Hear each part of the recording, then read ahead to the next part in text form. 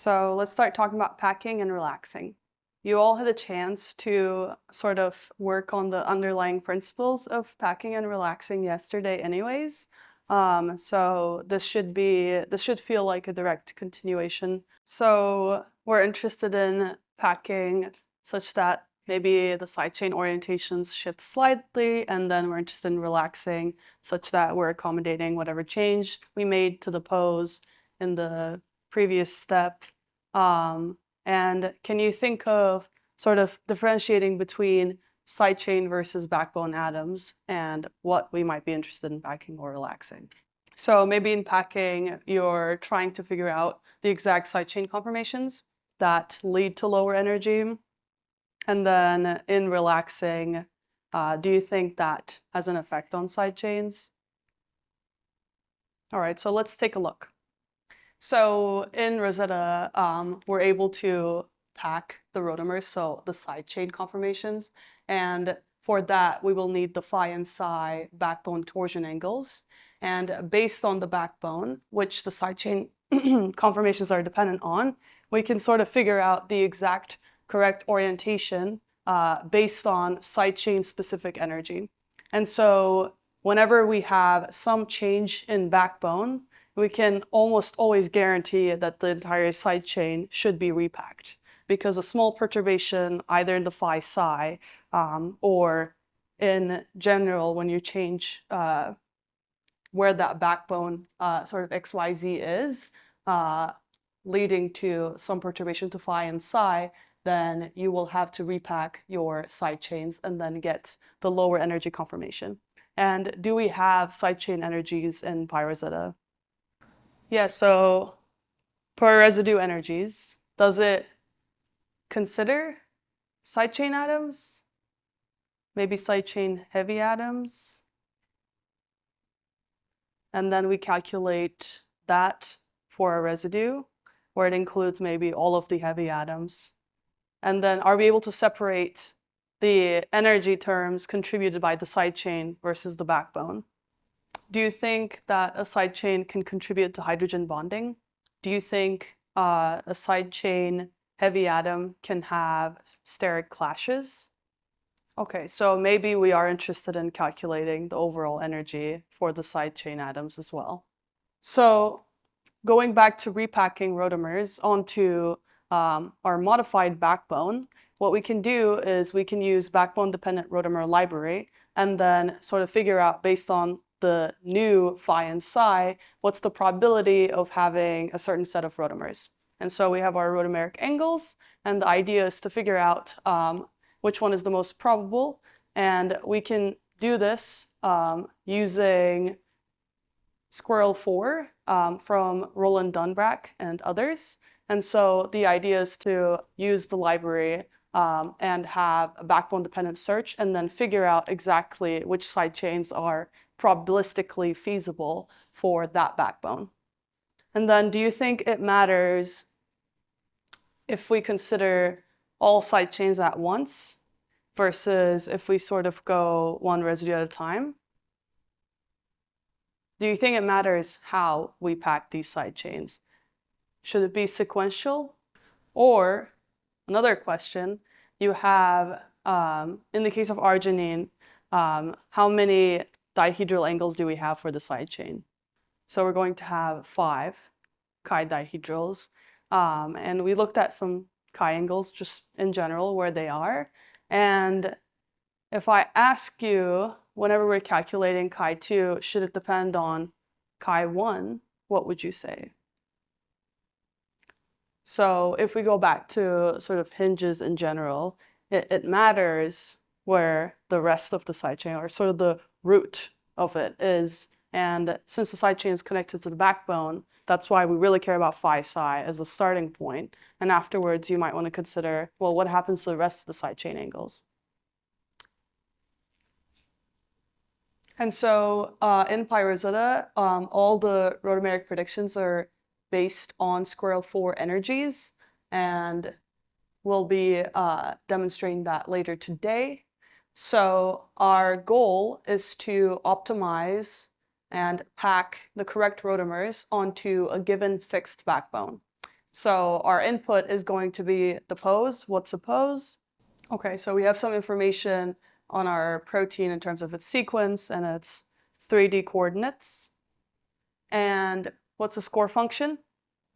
So let's say that our goal is to optimize rotamers in here, and we have a pose. Does the pose contain side chain atoms normally? There is some side chain information. So if you're given a pose, but you want to consider it to be a fixed backbone and change the rotamers, what happens to the backbone coordinates in the pose? Do they get modified by this process? No. And what do you think happens to the side chains? They get repacked according to what metric? What allows you to figure out whether a certain set of rotamers is favorable? Okay, so we have some score function that we can minimize for sidechain packing as well. So let's combine all of these ideas, and you're going to see how you can use PackerTask. So that will be a way to manage whenever you're writing these protocols. You'll see how you can implement it in PyRosetta. And what we're going to do is we're going to figure out for one residue specifically what are the neighbors that might have sort of surrounding effect. And then we're going to build rotamers. So this is the repacking step right here. And then based on the neighbors and us trying to rebuild rotamers, we're going to have an interaction graph. And so this will have rotamer specific energies. And our goal is to minimize on those energies. And we're going to run simulated annealing on that. And then based on this, we'll hopefully end up somewhere we're happy with our new sidechain conformations. So TaskFactory in general is used for different types of movers, sometimes in combination, sometimes you can configure your own settings for just one mover and then sort of create a protocol in PyRosetta where your goal is to repeat this and minimize on this, and this is your manager for doing so. Once again, slides will be shared so you can go through this code snippet when it becomes more relevant. But just to, I guess, keep in mind that there are different factories, so you can sort of look at differences since you have access to PyRosetta and Rosetta documentation. And figure out in the future if you end up working on different type of, let's say in packing, you want to make a lot of customizations, or you're working on writing your own mover, you might want to think about how it sort of fits into place with other already existing moving parts.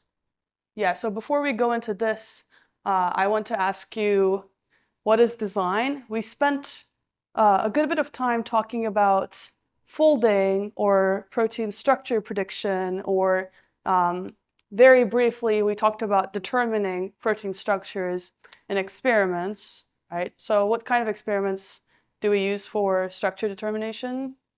Okay, cryo-EM. Anything else? Okay, X-ray crystallography. So what did we talk about yesterday that's sort of computational, let's just call it very basic protein folding. So what was that we covered? So what happened in our Monte Carlo simulation yesterday? What part of it was us trying to fold a protein? Okay, so we minimize energy on the entire structure. And did our energy minimization include the sequence identity?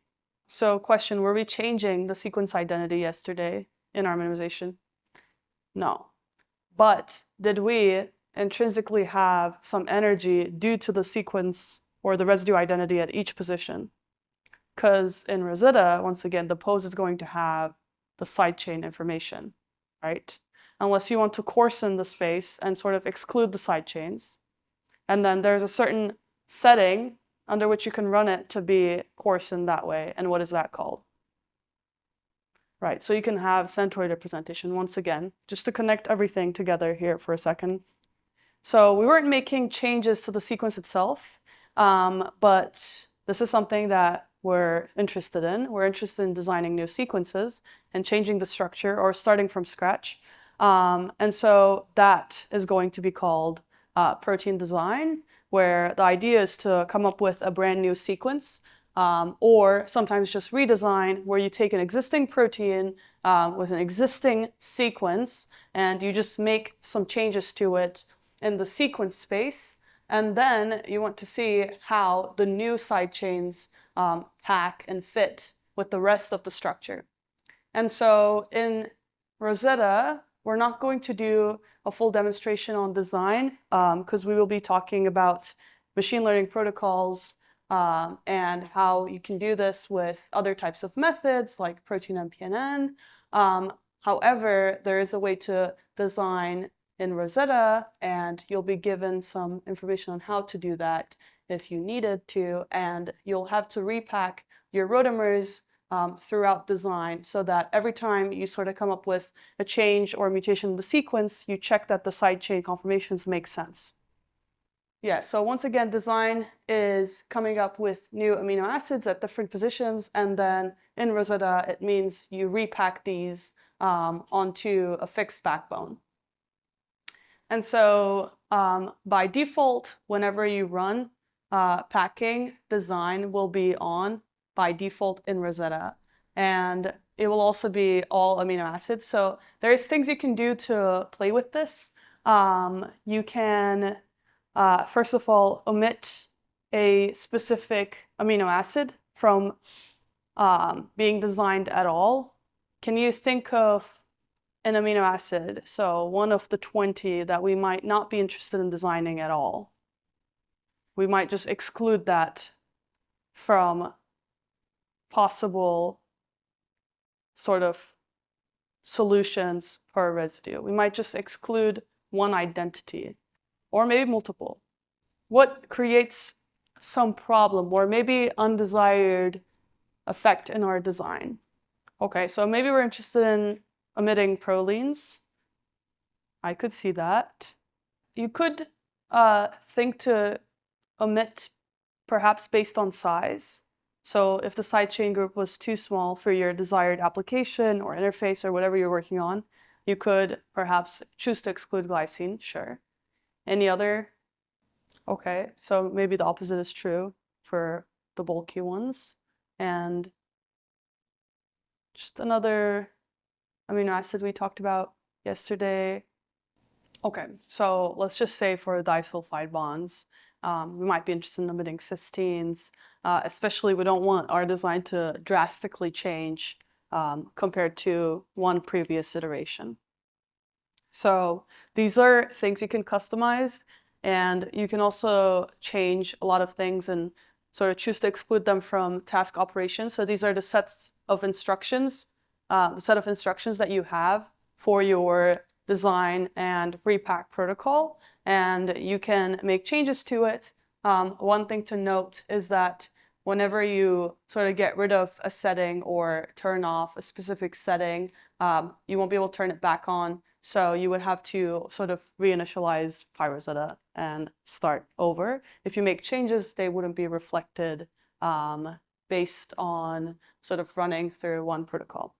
But for Colab Notebook, you can just do that by deleting the runtime. So if you ever want to go back, you can just start over. We're going to take a look at different examples with task operations and what you might be interested in sort of using for each of these. Let's just talk about restricting to repacking.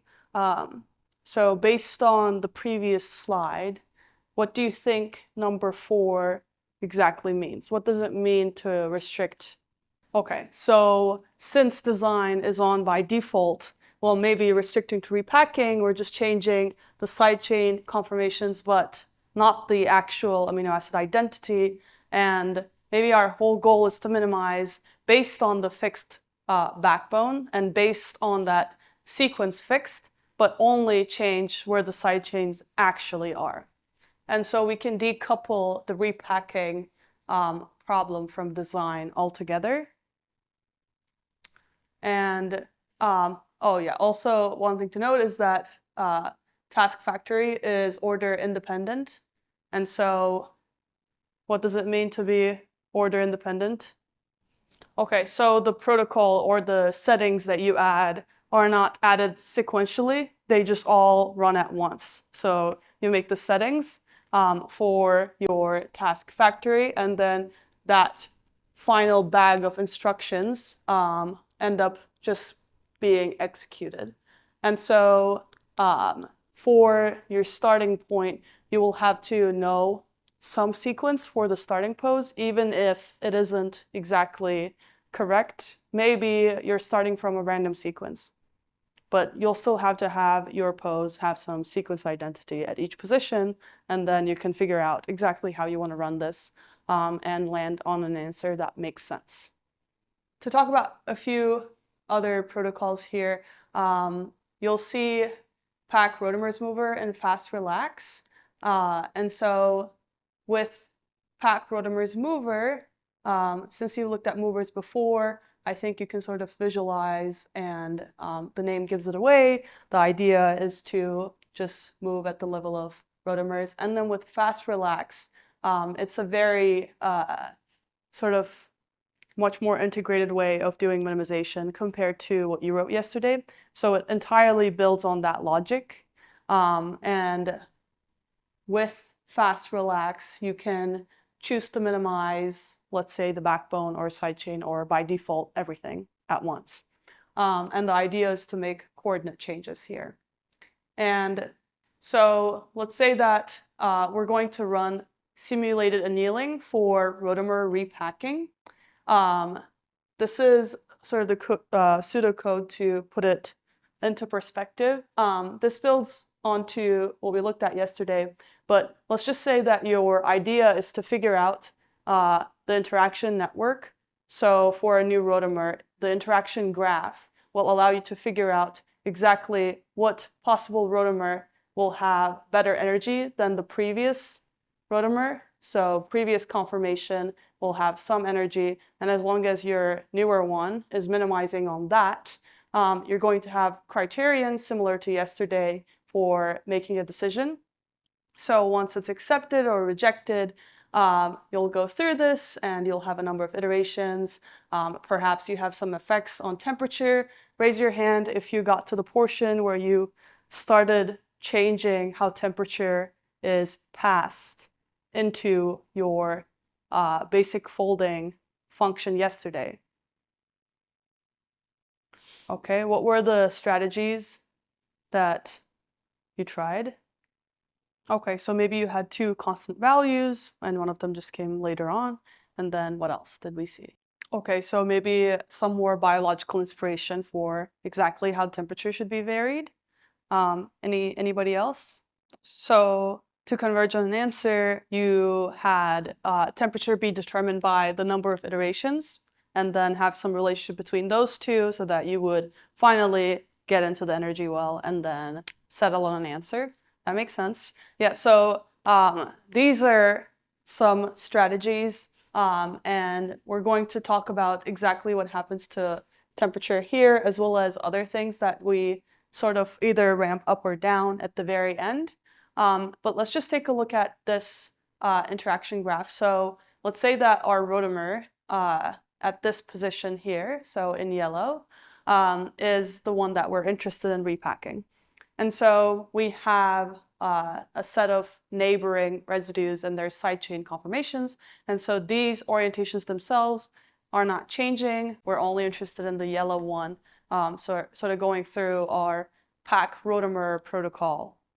And so we're going to be taking a look at what other, which one of the other 19 identities could go there, where the sidechain atoms can be reasonably put here. And the reasoning, of course, being that we're interested in minimizing on the energy. And so we'll be taking a look at exactly how this rotamer would be interacting with its nearest neighbors. And so in here, the idea is if these two rotamers are very close to each other, what do you think happens? So let's say the delta carbon of residue 34 is in space very close to the gamma carbon of residue 51.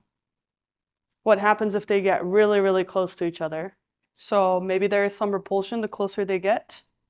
And what do you think happens if the opposite is true, where you have all of your side chains nicely packed, and then you make a rotamer change, and then it loses a lot of its side chain atoms because you've changed the identity to, let's say, glycine? What happens when it's so far away from its neighboring rotamers? Maybe it gets to a certain point where it doesn't interact with this these other residues in 3D space, and so it maybe doesn't make hydrogen bonds anymore. You can sort of consider that you're breaking bonds if it's unable to reach through and make similar interactions to previous. So in general, whenever we're designing, just like shown here, we're designing and repacking, do you think we're interested in conserving any hydrogen bonds? Do you think we're interested in sort of keeping the interactions the same, but still making changes to the rotamer? Or do you think we're interested in new interactions while also changing the rotamer? So the question is, just like this, let's say that I'm going from this old rotamer here to the new one. So I've changed the residue identity here, I repacked into this position, and I'm wondering if we're interested in keeping all of the interactions the same. So whatever interaction the old rotamer was making in neighboring residues, do we actually want to still keep that or get rid of it? So maybe if we end up conserving these interactions, we have a higher chance of keeping secondary structure where we wanted, maybe even tertiary interactions exactly where we wanted them. And so do you think it depends overall in our design goal whether we want to conserve the entire integrity of the structure or not? Maybe we determine it based on our current challenge. So whatever design challenge specifically for us would sort of require to have some interaction or not. So just something to think about is that we know the interaction distances, and so we also know that if we design the wrong rotamer and it gets accepted, we also know that the energetics could sort of favor shifting the secondary or tertiary structure towards something drastically different than prior. And so you can think of interaction graphs being based off of sort of you're going to have some coarsening going from this being the backbone to your side chain atoms, and then you consider distances between sort of every single rotamer that is within the interaction distance.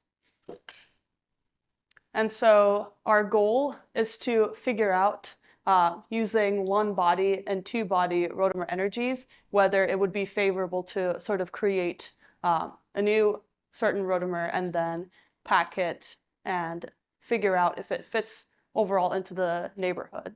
And so we're not going to go too much into detail, but in general, especially if you want to put this into sort of a very automated protocol and run it through, let's say, thousands of backbones, you would have to think about exactly how you want to put your possible interaction graphs together so that the sampling through is efficient.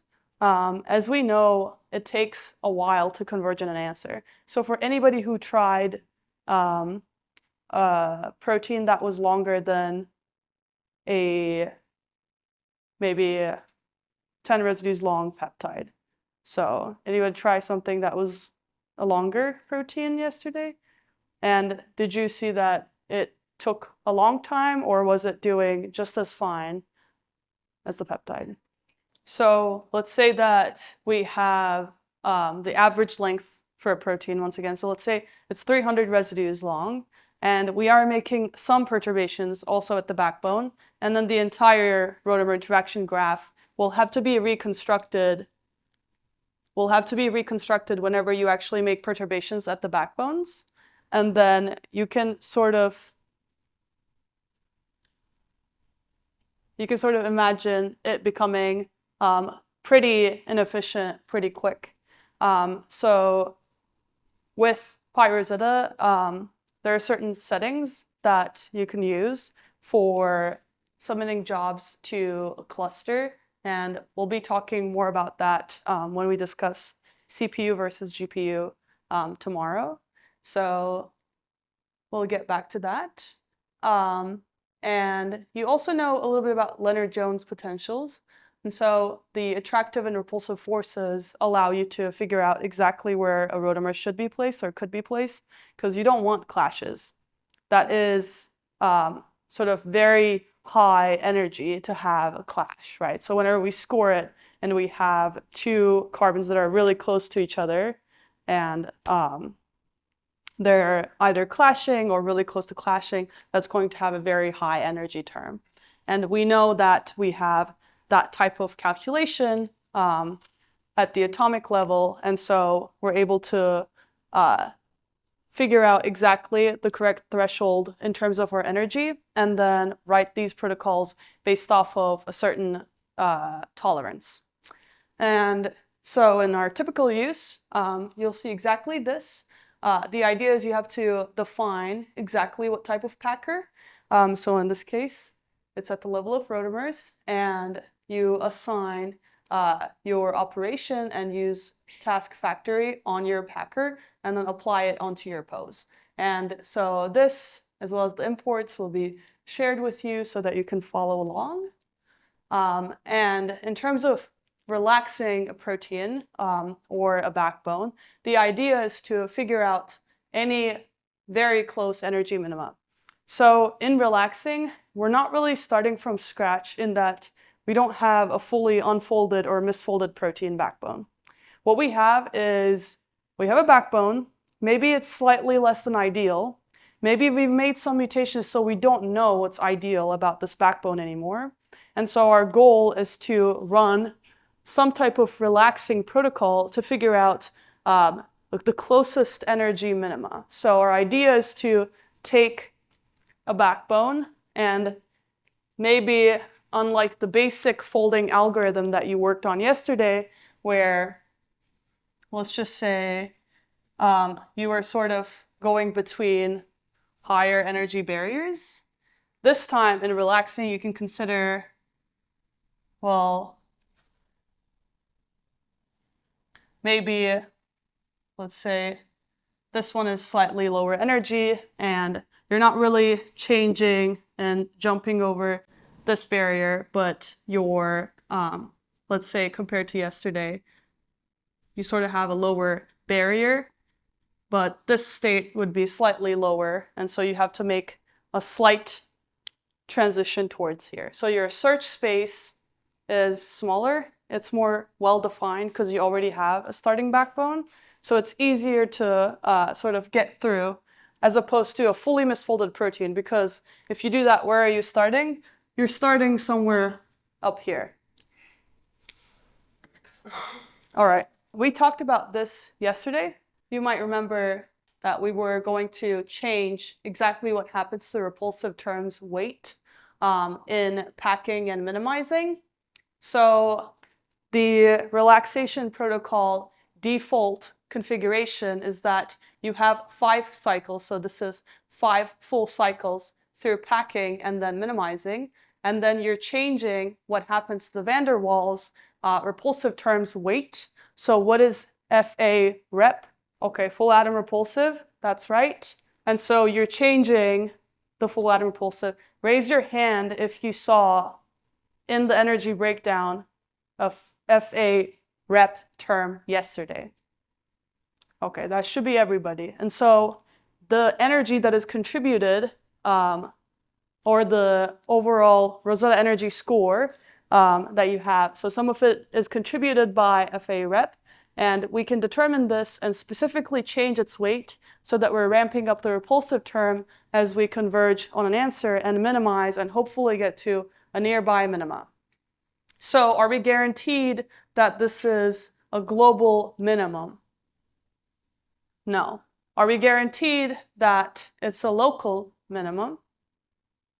right? And maybe it's our sort of closest local minimum. So we're doing our best to get to a slightly lower energy conformation. And so for relaxing, you'll have a similar setup.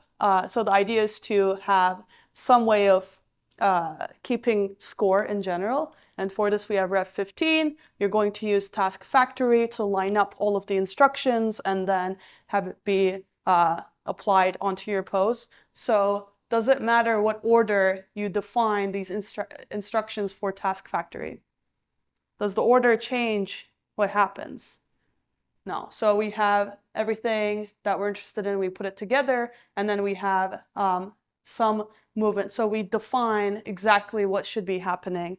And if we have any changes to, let's say, 5 cycles or exactly what can be minimized, we would also identify and pass that into this. So I'm not going to talk about classic relax because it isn't used anymore, but we will talk about fast relax. So we've been thinking about sort of the ways of minimizing and then getting to this point, but also that we would be interested in repacking the rotamers along the way, and that's what you're going to do in lab for fast relax. But just so you know, to make things more efficient, you can have centroid energy terms instead of full atom. This is something that you should also be familiar with. So you can sort of think, if you have 10,000 poses, right? Maybe you're interested in going through centroid relax and taking the top 1,000, go through fast relax, and maybe take the, again, let's just say top 10 for this, and then maybe you repack a few more times per any chosen sort of low energy conformation. And so this is in general how you would optimize protocols or a whole pipeline sort of being run back to back to back. And so you can also design residues like we talked about, or you can turn off this setting. And you'll see this in the notebook in just a second. And to talk about fast relax, just once again, and put it into sort of what happens in terms of the repulsive term. So I hinted at this yesterday at our final lecture yesterday, but we didn't really take a look at what exactly happens, and we never talked about how many cycles there were. So essentially you have, let's just start here. So you have your fast relax protocol where you have a certain number of cycles, so you can sort of relate to the number of iterations and running through your method multiple times. This is something that you've seen before. And then you set the repulsive term to 1/10 of its usual strength. So what does it mean? You've seen the weight, the classic weight for FA rep yesterday in the score function notebook. So if you change it to 1/10 of its actual weight, what happens to your score function? What does it mean to make it 1/10 of its weight? So you have some weight for repulsion, right? So that means if you have repulsion, it contributes a very large positive number to the Ref 15 score total, right? So if you make the weight of this 1/10, then does it contribute more or less overall to Ref 15? Less. So maybe you're making the FA rep lighter, right? So 1/10 of its usual strength. So it's a little bit more tolerated, right? Repulsive terms, somewhat tolerated, okay. And then you will go through the number of times you're sort of changing the ramp where the FA rep is, so the weight is getting increased, and then you're going through repack with your rotamers and whatever other settings you have. So maybe this is also where you have some design, and then you minimize given the new rotamers and also your backbone. And then you do this a bunch of times. So in here, our cycle is going to be 5. So for 5 times, you're sort of ramping up at the very end of the cycle. And so when you do this, what happens is the weight increases, and finally cooling down, and let's just say getting to an answer if at your final conformation, your rotamers or backbone or anything comes close to clashing, that's just, it will have very high penalty because you don't want to end on sort of a protein conformation that's just like very condensed in an unphysical conformation. So this is how you sort of search quickly and allow it to come together so that you can, maybe make the protein core, or if you're relaxing at the core, you don't want to have a very high repulsive term as you sort of go through the answer, minimize a little bit, but at the very end, you cannot get to the lower or the local, let's say, minimum if you don't have that repulsion in place, because your answer will have too high energy for a clash. So something that will be interesting is whenever you look at the score function breakdown today, consider how FA rep changes, and also consider what happens at sort of neighboring residues. So if you were to just repack onto one residue, consider the FA rep of everything around it. And then you'll have access to all of this. It'll be important to point out that EX1 and EX2 flags in PyRosetta allow you to have more degrees of freedom when sampling rotamers. So whenever you want to sample the rotamer in its full degrees of freedom, then you'll have to include these. So in Google Colab, you have an init line, and some of you have probably noticed that there are quotes in there, and it's probably empty for just about everyone, unless we discussed muting everything at some point. But this is where you would sort of identify any other configurations for running whatever protocol that you're working on. And with that, we're going to get started on the Pack and Relax lab.